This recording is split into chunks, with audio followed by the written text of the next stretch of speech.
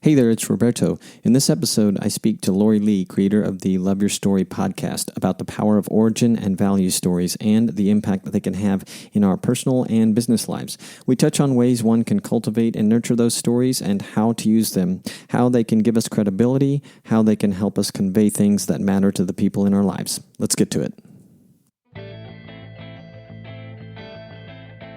This is the Partner for Leads Biz podcast for small business owners and personal brand builders. It's for those of you who want to build your business in a smarter, relationships-first way. Welcome to another episode. I'm your host, Roberto Hernandez. Since meeting my guest, Lorie at the Youpreneur Summit 2017 in London, she's been a mastermind buddy and has become an inspiration to me personally, a friend really. She's host of the Love Your Story podcast, which I believe I already mentioned, and she's also an author, a real estate pro, and a public speaker. By the way, are you struggling to get the word out about your business? Struggling to get in front of the right prospects at the right time? Head over to partnerforleads.com and join our community. As a member, you'll get an occasional email from me with tips, hacks, stuff I'm learning from guests of this podcast, like Lorie. You'll also get my Starting a Mastermind Group blueprint, a token of my appreciation. This is all stuff you can use to grow your business. It's free and you can unsubscribe at any time. If you are in the financial services world, like in real estate, lending, insurance, financial advisement, that kind of thing, will-serve business solutions may be of interest to you. They may be a helpful resource for you and your clients. Why? Well, will-serve helps business owners and commercial property owners increase profits and reduce expenses. They do this by helping owners realize large, specialized tax incentives and expense reductions they are entitled to, but might otherwise go unclaimed. Will-serve is able to offer this at a no-risk, no-obligation contingency basis. No savings, no cost. Will-serve does not get paid unless the owner gets paid. They will take the time, energy, resources, and the risk to reveal any potential savings. They don't need your financials to accomplish this, nor do they need to replace any of the current professionals that serve your business. It takes about 8 questions, simple questions, and less than 5 minutes to get a savings estimate. If you are interested, go to partnerforleads.blog/will, as in WILL, to fill out the 8-question survey. Then here's what will happen. A rep from WillServe will follow up with you to let you know if there's a savings opportunity or not. If not, bummer. If there is, they will offer to set a phone or in-person appointment with you to go over more details about how it works. All right. Back to Lorie. Since meeting Lorie, it's taken me a while to grasp the real concept of stories as they apply here, but I get it now. And this conversation helped me understand it even more. I think you're going to get a lot out of this conversation too. Here's me and Lorie. Lorie, you and I know each other through an event that happened. I was laughing that it was 2017, not 2018, but the Youpreneur Summit of 2017. And in London, and you and I met there, and you've become a mastermind buddy and an inspiration and a help in my life. So yeah, I just wanted to share that with people that are listening. And I remember at the conference, you gave me the coolest little sticker for the Love Your Story podcast, and ever since then, I've been going, I have got to get one of those. And do you know, I have not gotten one yet. Gotten your own sticker for a Partner for Leads? Well, you know what? Thanks for mentioning that. We're doing the Partner for Leads podcast. At the time, I was like, my real baby, as far as the podcasting world goes, is the Unstarving Musician podcast. But yes, I should have one for both, and I still haven't done it for either. So easy. Stickermule.com. All right. Now I'm going to do it.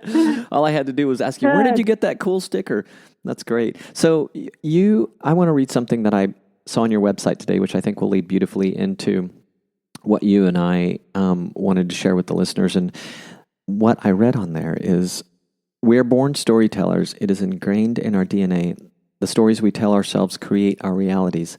They can motivate us, scare us, help us find joy, or sabotage us. So tell me about the inspiration, first of all, for the Love Your Story podcast, and then segue as you do. Wow. Okay, Roberto, first of all, thank you so much for letting me be on your fabulous podcast. I appreciate it. I'm excited to be here, and I'm really excited to talk to you about the concept of story because it's such a valuable tool to use in the business world. And it's a genre that everybody understands, that everybody can connect with, no matter what your target market is. So to understand and know how to use story becomes such a fabulous and important tool for getting ahead, especially in this day and age where people are looking for that personal connection. So I think that your idea to have it on here and share it with your listeners is really strong. My background about how the Love Your Story podcast came about is a long story. In a nutshell, though, what we're looking at is I have a master's degree in folklore, and my research emphasis is in personal narrative. And as I was finishing that up and deciding what my doctorate work would be on, I was asking myself this question: what is the question that I have that I'm willing to spend 6 or 7 more years researching? And at the time, and dealing with personal narrative, my natural question was one of a real personal nature, which was, did everyone else's story turn out as they expected? Because for me, it absolutely did not. My life was, I had been married 3 times and divorced 3 times, and I come from a culture and a family where that is very contrary to what is acceptable. So there was a real sense of failure and a real sense of shame around that. And I was just in a space where I was trying to sort through it. So I did not love my story.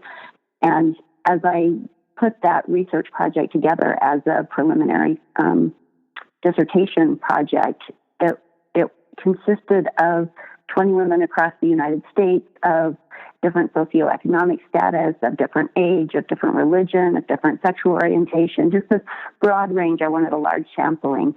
And basically it came down to a set of research questions that were more or less, did your life turn out as you expected? And in the end, the answer seemed obvious. But at the time, it was really important to me from a research perspective to know what other people's experience had been. But 19 out of 20 people said that their lives had not turned out as they expected. And I look at it now and I think, well, of course not. When we're picturing our lives and what we want, we don't picture our children being killed in a car accident or getting cancer or getting divorced or being abused. That's not the stuff we think about. We think about the accomplishment and the things we want to have happen and the happily ever afters. And so, of course, what we expect is not what we get, because real life is a lot messier than that. So I came from that space of research, and then, as fate would have it, I ended up going into a year's worth of coaching and emotional intelligence training and stuff that really helped me tremendously, maybe one of the most formative times of my life, to deal with all the baggage that I had been carrying around and come to really love my story. And both of those things together, my master's expertise in the personal narrative and my personal work on my own personal narrative, is what brought me to the creation of the Love Your Story podcast. And now, just for your listeners, the Love Your Story podcast, we are in year 3 with almost 130 plus episodes. And I interview people about their real life, authentic stories. And we're talking about all the real stuff, the dark, the sacred, the spaces, the real things that we experience and what that looks like and how we overcome and how we live that and how we use our stories, how we can control the stories that we tell ourselves, and how we can create our best life story moving forward by actively realizing that we're in charge of that story. So it's a big movement. It's a very personal story for me, but it feels very important. That's beautiful. And I always suspected and learned recently, because you and I speak on a regular basis because of our mastermind groups that we are part of. And it took me a little time to realize it, but I'd suspected that these conversations can get very personal, and life is messy, as you say. And today we talked about another tie-in I've always suspected existed, and I say today, that was before proverbial record button being pushed, but about the impact that these stories have on our business life. Can you talk a little bit about that? Absolutely. One of the main things, and I mentioned this in the beginning, is that story is a genre that every person on the planet gets. Like, it's the brain's most effective way to parse information, to remember things. And so it's the easiest way to engage people. And you'll know this from any time that you've been in any type of meeting. Somebody starts to tell a story and you pay attention. And then, when you walk out, you can't remember all the data or the bullet points they've given you, but you will remember the story because it shows you rather than tells you, or it shows your audience rather than tells your audience what you're about and what you want and what you expect and what you stand for, much better than charts or bullet points or propaganda, that type of thing. So I think one of the main things in business that we're always trying to do is communicate, of course, but communication isn't the end goal. The end goal, when you ultimately boil it down, is one simple objective, and that is meeting human needs, whether it's yours or whether it's your clients or your employees. So being able to do that effectively in a way that people can understand becomes really, really key. And, that looks like personal branding. Personal branding requires you to tell your story, right? Mm-hmm. Social media is nothing but storytelling. If you're in a job interview and you can share a story that illustrates how you have done something rather than just tell, you can say, oh yeah, I'm great with public relations. I love people. But if instead of that cliche, you actually came in with a story that illustrated you in action, much more powerful, right? So when we're defining and communicating company culture, or we're trying to even get across, sell an idea to a clientele, when we can communicate our value through a story rather than just claiming a value, we're great at customer service. Okay, well, everybody and their dog has said that in, 45 different ways, and you can put it in a plaque on your wall. But if instead you can actually share a story that shows you giving exemplary customer service. For example, let's talk about Zappos.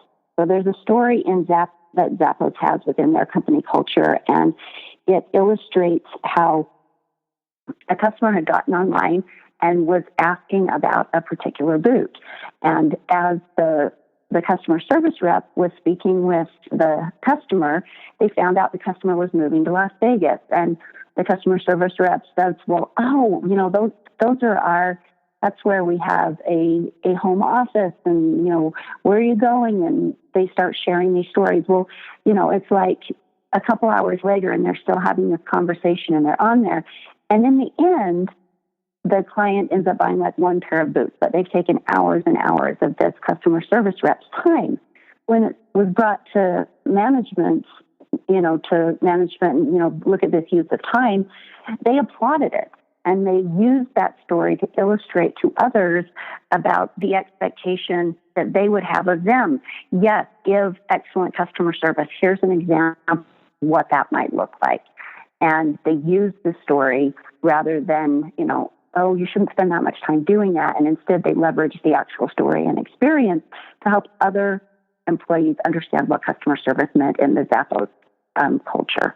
Does that make sense? Yeah, it's great. And Zappos is a great company. And customer service for larger companies seems like a dying art. Anyway, I can see where like a Zappos-like story or culture makes an even bigger difference in making customers happy. So there are a couple of main types of stories, and this is for your listeners, and just to kind of give you a jumping off place. Often what I run into with business people is they get the idea, like the concept of story itself being able to hit any target market, male, female, age, education level, none of it matters. Story's going to hit everybody. And they get that, and they get the power of it. But then the question is, what are my stories? Or I don't have any stories, or how do I tell a good story? And so I do what's called a story launchpad workshop, and that's an all-day workshop where I work with professionals on how to find their stories and how to tell their stories. And then we do some strategizing on it, how they're going to move forward with their specific business. And some of the main stories we work on, and the ones that I want to share so your listeners can think about it, is let's start with the origin story, right? Everything has a story. Whenever something begins, there is a reason that it's created, a reason that the idea was conceived, a reason someone put effort into its creation, a reason that it was born. So let's say you're a business owner and you want to, you started that business probably, or you bought that business for a reason. And that's going to be your origin story. So let me give you an example. This is from David Hutchens' book, The Circle of the Nine Muses, and I really like his work. So I steal some of it sometimes. But he was working with an MBA student in the U.S. that was on scholarship, and he was trying to help him find his origin story.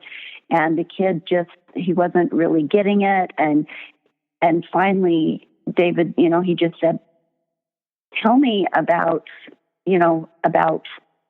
why you're here. And the kid finally just said, well, I grew up in South America, and we didn't have any money. And the way we earned our money was that my father owned a trophy shop, and his whole family worked there to survive. One day, he said, a famous Hollywood star came into their little trophy shop, and because they were filming a movie there in town, and it was really, really exciting to this kid. And so he's telling the story, and he says, I spent my entire childhood observing winners, because the people who came into the trophy shop were winning things. They were accomplishing things. I was always fascinated, and I would always watch them, whether it was Sean Penn or the coach of a winning team. And I wondered, what did these winners have in common? And the kid went on to say, I wanted to understand everything I could about winners and leaders. And that's what I wanted to do for my career. And that's what brought me here to the U.S. to get my MBA. And David's like, yes, that's it. That's your origin story. And now picture this kid sitting in front of an employer and sharing that origin story rather than saying, I really want to understand leadership, and I'm really interested in leadership and winners and, doing good and taking over the world. Yeah, you and everybody else on the planet, buddy.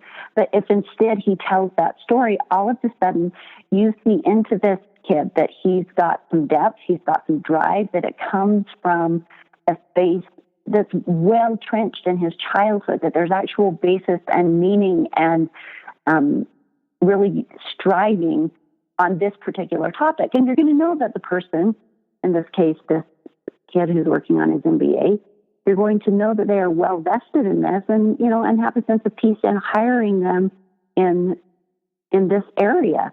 And you can see how the difference between, using an actual origin story to explain yourself. In one story, you can share so much versus just making statements.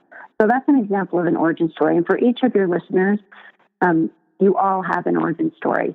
And once you get into that origin story, you can decide if it's going to help you actually connect with your clients, or if maybe you want to move on to the next type of story. Because, maybe the reason you got into something was because you wanted to make a lot of money and it seemed like easy money.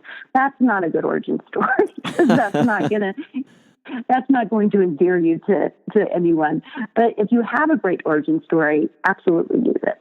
Yeah, I'm thinking of all the scenarios I've been part of, taken part of, observed that lacked anything resembling an origin story or something a little more meaningful beyond, and thinking about the professional world or the job seeking world, and the canned. I'm pretty sure they want to hear this story. So that's funny. And go ahead. Go ahead. No, you. I was just going to say, when you can give someone, like you just asked me about my origin story, when you said, where did Love Your Story podcast come from? And as I shared that, I took you into a vulnerable place in my space and in my life. But it helped you to know that I'm human. It helped you to know that I have real meaning and depth behind the things that I do because it comes from a personal place. I mean, I shared a number of things that told you a lot about me just in one story, right? Mm-hmm. And I could, the opposite of that is I could say, oh, the Love Your Story podcast is really important to me. And I put a lot into it. And I stories, I think stories are cool. And, I can make statements. But when I take you to my origin story and you understand where I'm coming from, you get a much fuller sense of me as a person. And maybe even it's something that you can relate with. And because you relate with it, you're like, okay, she's part of my tribe. That makes sense. I want to hear what she has to say. And this is how we connect with people in business. The real bottom line with any business is, are we connecting with the people that we want to serve? And if we're not, for whatever reason, simply maybe because we don't know how to do it, we haven't figured out the right message yet, that might be just where we have to figure out what is that message and how do we do it. And oftentimes that is finding the right story to tell, to connect, to become human. Yeah, that's great. Does that make sense? Yeah, it's making me, it's making me think a lot. I almost forgot that you are also an author, and I'm staring at something else on your website. It's called Life Intentional and Fearless Every Day, and it's based on something that I have. It's based on something that I have gone through in a previous incarnation on your website, and I wanted to ask you if obviously ask you to tell my listeners a little bit about it, but also how it might feed into developing one's origin story or the related stories. Thank you. Okay, so the book is called Life, which stands for Living Intentional and Fearless Every Day. It's my latest book, and it just came out in March. So I'm really excited about it. It's a couple years in the making, and what Roberto was referring to is this used to be an online course, which was the 21 Life Connection Challenges, and now it's in book form. And what that basically means is with Love Your Story, I deal with past, present, and future. The past is reframing the stories that hold us back. The present is being aware of the stories that we're telling ourselves right now and how that's affecting how we're living. And the future is creating our life story on purpose moving forward. What kind of life do you want to live? What kind of results do you want in your business? What kind of joy or happiness or peace do you want? You are the author of this, and your choices that you make each day lead you to those things. You have so much more control than you ever, and then we give ourselves credit for until we actually get into the nitty-gritty of it. So, Life, Living Intentional and Fearless Every Day is a workbook form of the 21 Life Connection Challenges, and they are 21 challenges, directions for each challenge, a place at the end of each challenge to record your personal experiences, and then the next day you move on to the next one. And they are fantastic because they're created specifically to create connection in your life, to create possibility of things that you wouldn't have created on your own, and to create self-care. And those three things are super important in living an empowered life. So I'll just give you an example, and you'll know these because you've been through it. Roberto was wise enough to jump in and do the 21-day challenge. And, maybe you can share some fun experiences that you had on it. But the challenges are not bizarre, difficult things. In fact, many of you probably do one or two or three of them already. But what they are is sort of a taster's table of life hack tools. So the first one, for instance, is today do a random act of kindness. And while that seems super simple, I can tell you from watching the people do it that the connection this creates, the domino effect that creates, it's something that's small, that's super doable, that you can fit into your everyday, but it creates this sense of mystery and satisfaction and connection with people that you wouldn't have otherwise had without taking it. And it also creates stories. It's beautiful to watch people retell their stories. I've had, one family, they did the 21 Life Connection challenges as a family. And so the mother had taken her kids and they all went and they just went down to a bakery and bought, 6 dozen cookies. And then they took them over to the fire department and the police department and to other public service spaces and handed them out with thank you notes. And it was really beautiful.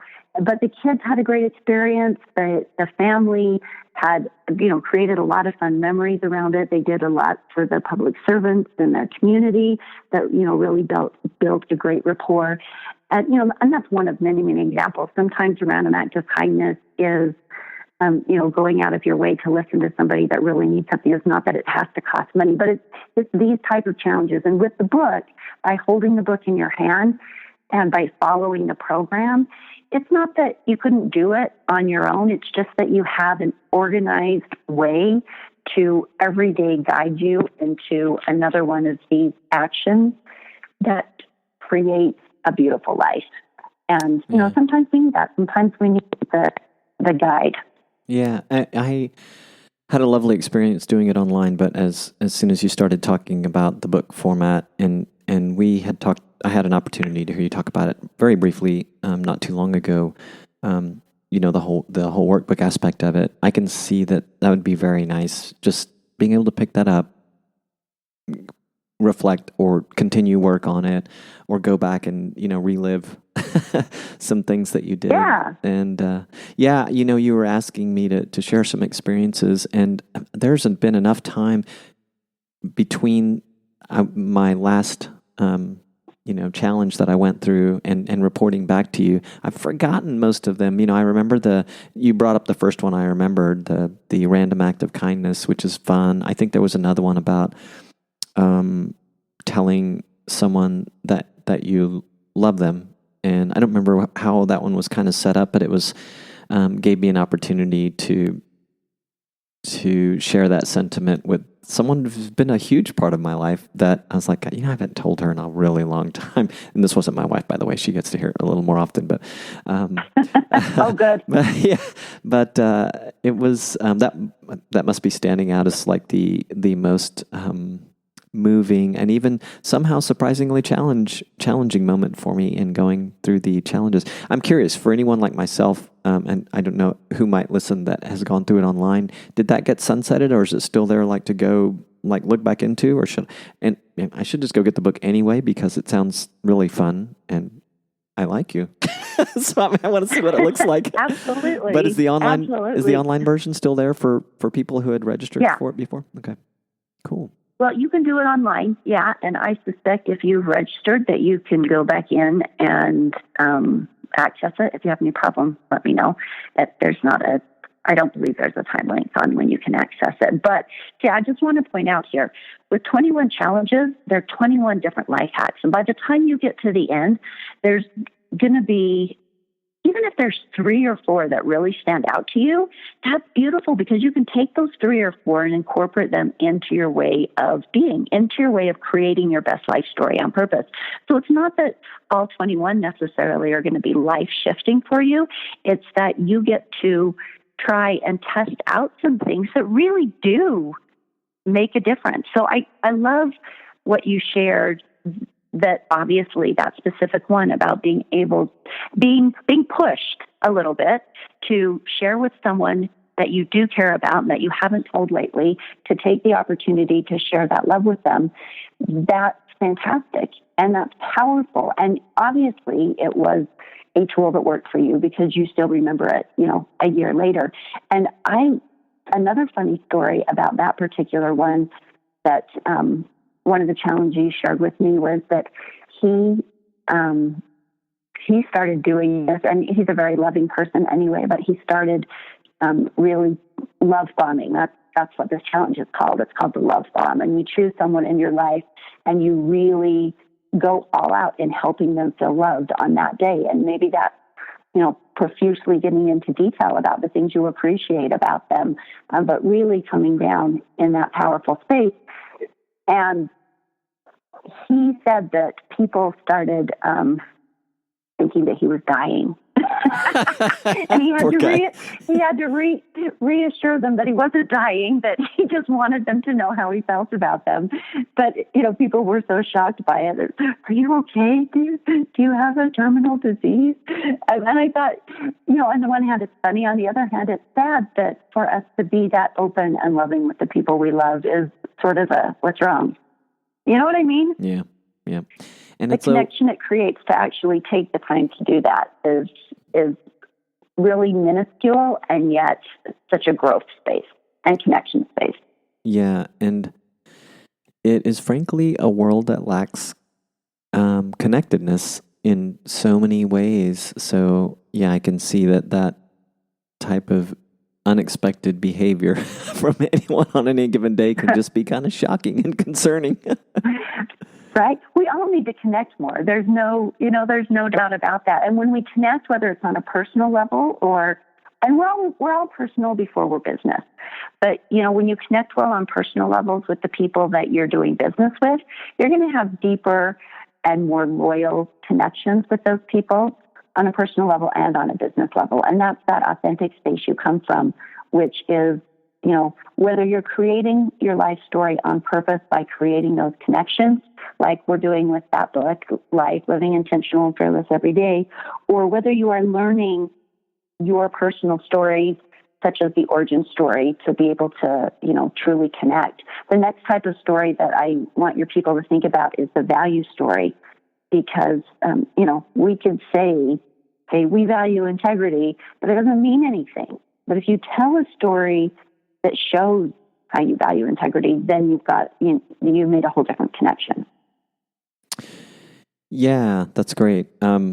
You opened with the origin story, which is a wonderful one to open with. So I was curious, what other stories are there?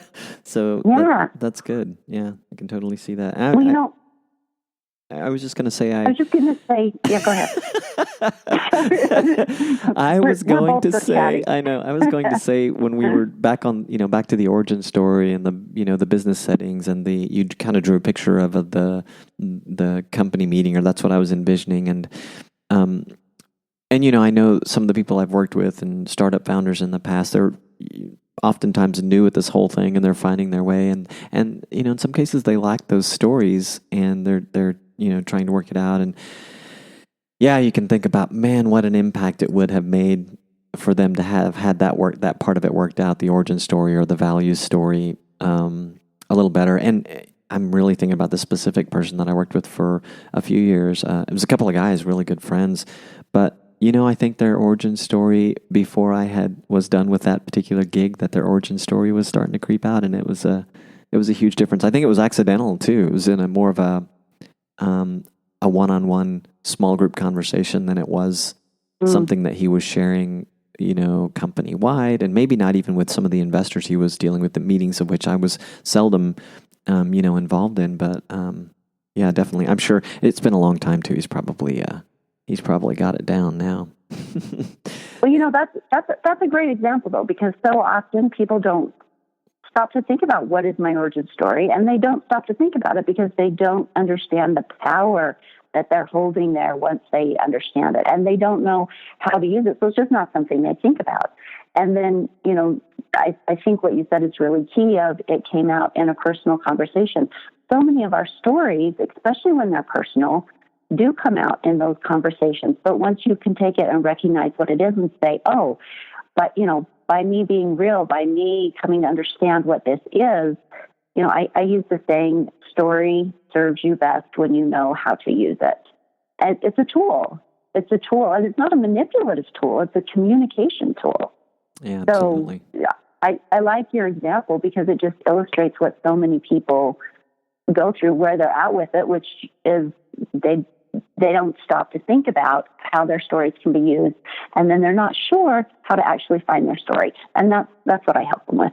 Yeah, and I confess, and I'm sure I'm not alone, or anyone listening can relate. I love when somebody breaks out with a story that is personal in some way, and I also love people trying to tell them, even if they don't quite have it down, because there's always some great elements in there. So,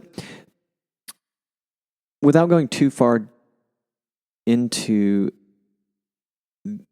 these other facets of your life that we were also talking about before I hit the record button. So you've been in the real estate world for about or 10 plus years, and you've also done some freelance writing, I think both of which you continue to do. This community has a lot of people in real estate. It has also a fair number of creative people. Can you talk about some personal things that you've experienced through the evolution of your own stories out in the rest of the world, the rest of your world? Sure. So let's look at real estate. So in 95, I started buying and fixing up, basically flipping, but I'd hold it long enough that I didn't have capital gains taxes. So I'd keep them for a couple of years. I'd fix them up and then I'd sell them off. And I did this with 3 or 4 places, and then I did a subdivision, and it just sort of grew from there. I had 2 brothers who were brokers, and because I had a bachelor's degree in writing and an emphasis in marketing, he ended up hiring me to market for his real estate team. And as I was there day in and day out, I realized that I knew more about real estate than most of the agents coming in and out. So I ended up getting my own license to help other people buy and sell in the residential space. And stories have been so crucial in real estate, particularly because oftentimes we're dealing with clients who, for us, the professionals in real estate that are dealing with it, we know what to expect. We know the contracts. We know, what hoops are going to have to be jumped through. And we guide our clients through those spaces, but oftentimes they don't understand why. And we oftentimes, agents make assumptions that they do know why, or that they should just follow the agent because the agent knows what they're doing. But when you can use a story to illustrate to your client why you need them to do something, or why, say, for example, I need you to fill out these seller's disclosures, and let me share a story with you. So I had a client once who I gave them this thing to fill that I'm giving you. I told them the importance of filling out the seller's disclosures, that they needed to go into as much detail as possible, that this is the place for the highest litigation issue if something isn't disclosed about the property. So don't just fill out check the boxes yes or no. Go into as much detail as you can about the changes you have made to the property, any issues you've had, how you had those resolved. Let's just be really open here, because I want to protect my clients and I want you to do this correctly so that you're protected. But I take it a step further and I share a story with them about a client who did it correctly. So in this case, I say, I had a client once up in northern Utah, and the deal had closed. I was representing the seller, and a couple of days later, I get a call from the buyer, and the buyer says, "We found mold up on the shelf in the guest room closet, and we want the seller to come back and take care of that. This is ridiculous. There's mold all over the shelf." And at this point, the seller had already sold and moved on, and they were in a new place, and really didn't want to hassle it anymore. So I went back to their seller's disclosures and verified that we had already disclosed this. We disclosed this, and during the buyer's due diligence period, they had the chance to question it or ask for it to be remedied, or, any issues that they had with it, they could have brought it up at that point. But because my clients filled out the seller's disclosures form properly, they were off the hook. They had done the right thing. There was no space for lawsuit. There was no space for, requiring them to come back and take care of it, because it had been disclosed properly. And when I share that story with new prospective clients or with new clients I'm working with, ding, ding, ding, the light bulb goes on. They're like, okay, there actually is a reason that I need to fill this out accurately. Yeah, and that's just one example. Yeah, and it seems so like such a simple example, but that you took the time to do it, and and it wasn't even a fear tactic story, and it works well. Well, and see, it's just so simple. It's a small story, but it illustrates to someone who doesn't go through this all the time, to your client, your new client, what it's going to look like. Number one, this is what the story does. It does a number of things. I tell that one story, and number one, it gives me credibility, right? It gives me credibility, and it tells them indirectly that they need to listen to what I say, because I know what I'm talking about. Number two, it gives them an example of what could happen to them if they don't disclose something. They might end up being responsible for things even after the deal is done. And number three, it illustrates how they could be safe if they follow the direction that I have given them and if they disclose properly. So with one story, I have done all of those things, but I never had to say anything about those things. Does that make sense? Yeah. Do you have an opportunity to? And I did it with a story. Yeah. Do you have an opportunity to share that little nugget with new realtors that are coming into the office? I am going to speak to the Northern Utah Board of Realtors in this summer. And I will share that and many other stories, which, since they're all my competitors, might wonder why I would share that with them and teach them how to use story. But,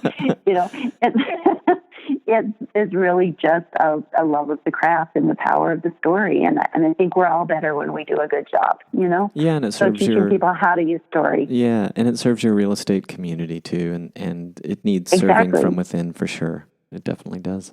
Yeah. Oh, darn. I'm having the wandering thought moment because I wanted to ask you something else and it's gone. It's gone. You asked about the freelance writing. So I've been a freelance writer in the outdoor recreation industry for 25 years. And with outdoor recreation, you are dealing with nothing but stories, right? My Sure. thesis and my master's work was actually specifically about the outdoor recreation folk group. And since I'm studying, since my academic work is in folklore, we deal with folk groups. And my folk group focus was the outdoor recreation community and on the function of stories within that community. So without boring you too much about that, it was fascinating because that group uses stories in everything we do, right? Yeah. We use stories to prove somebody's legitimacy in the group. Like if somebody starts talking about a bike ride they did, and we're going to know, if they know what the knife edge is, if they know how to ride it, if they know, if they're talking about the time of year. I mean, there's so many things that we can prove about whether they're legitimate parts of that community or not, just by how they tell their story. And we tell stories to share awe. We tell stories to establish credentials, not only of authenticity, but also of expert skill, right? I mean, the outdoor recreation industry, not even industry, but people, folk group, it's all about stories. I mean, sometimes you do, sometimes you kayak that river just so you've got the story to tell afterwards. And every adventure becomes epic, whether it's horrible or not. Sometimes the horrible ones are even more epic because they're better stories, Yeah. Boy, I wish I could remember. It's Patagonia. They have this, speaking of outdoor lifestyle, they have this amazing story that's captured in a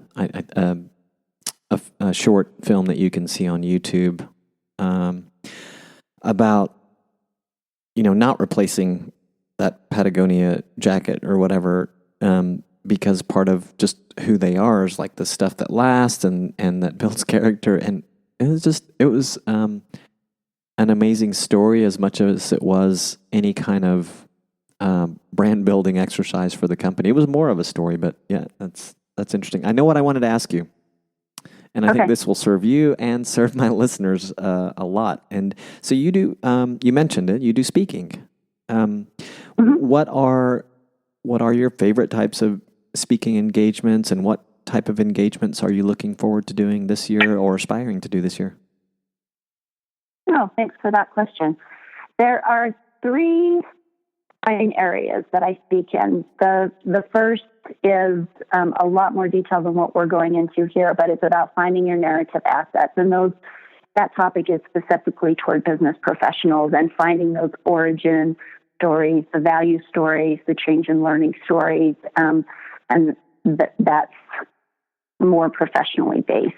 The second topic is also one we've talked about, which is living intentional and fearless every day. And that comes from more of a motivational space. And the third topic is the stories that we tell ourselves and how that affects us, and becoming aware of what is the voice in your head talking to you about, or what does it say about you? What does it tell you every day? Because that's a nonstop voice, and we all think it's us, that whatever that voice is saying is fact. And there's a lot of dissecting that goes on to figuring out and becoming aware of what is that saying, what is the voice saying, and what do we believe, and which of those stories are serving us, and how do we reframe and close down the ones that aren't serving us, so that the stories that are going on in our own heads that we're creating all the time are actually working for us instead of against us. So those are the three main topics. That's great. It looks to me that if anyone wants to find out what you're up to, that one of, if not the best places, loveyourstorypodcast.com. Are there other places that people should look for you, or is that the one? I would say head there. That's going to give you access to all the 130 plus podcasts that are available at this point. It's going to give you access to my story. There's a tools page for buying the book or signing up for the course. There's a tab that says Work With Us, which, throws you my email address, loriejaylee@msn.com. So if you want to work on any personal coaching or story coaching, or just kick around some ideas, or heck, be a guest on my podcast, there's all kinds of reasons you can get in touch with me. But yeah, everything's available on that site. Buy a t-shirt. Buy a t-shirt. The logo is killer. I'm telling you, I had the little sticker, and I lost that sticker because I had to have the lid to my laptop replaced. And, silly me, I'm like, where are my stickers? They're like, well, we had to replace the whole thing. I'm like, oh, right? Dang. You know what? It's funny that you would say that, because I totally need to replace mine. It's just getting old enough that it's not working the way it needs to. But I have this great collection of stickers on the top, and I just don't want to lose them. Like everything from folklore to outdoor rec to business stuff. And I'm like, but I love my stickers. Well, I think it's an opportunity to memorialize them in a nice photograph that you put somewhere on your wall. I didn't know, and I didn't think to ask them, well, can I have it? Or maybe I would have just taken a picture. Lorie, it's been great to talk to you in this particular format. We need to spend some more one-on-one time talking. This was great. Thanks, Roberto. I appreciate you having me on. Of course. I'll talk to you again soon. Okay. Bye-bye. Thanks again for listening. If you enjoyed today's episode, share it with a friend. Subscribe on Apple Podcasts or wherever you listen to your favorites. This episode was powered by Copa Print, your solution for quality printing. I'm talking high-quality printing in both digital and offset, with both 2-color and 4-color processes. Worried about carbon footprint? Copa Print uses eco-friendly recycled paper on all paper products. Copa Print is focused on reducing turnaround time and costs. Visit copaprint.net to see all of the amazing products they can produce for your company, to see who some of their clients are, and to request a quote. That's copaprint.net for all of your business printing needs. Be sure to mention that you heard about Copa Print here on the Partner for Leads podcast. They will hook you up with a 10% discount off your first order. This podcast was produced by yours truly for the Partner for Leads community, providing a reporting platform for referral groups, helping them track referrals, closed business, member participation metrics, and more. The intro-outro music is a track composed and performed by my good friend Frank Salazar. Find links to just about everything mentioned in this episode at partnerforleads.blog. Ciao for now.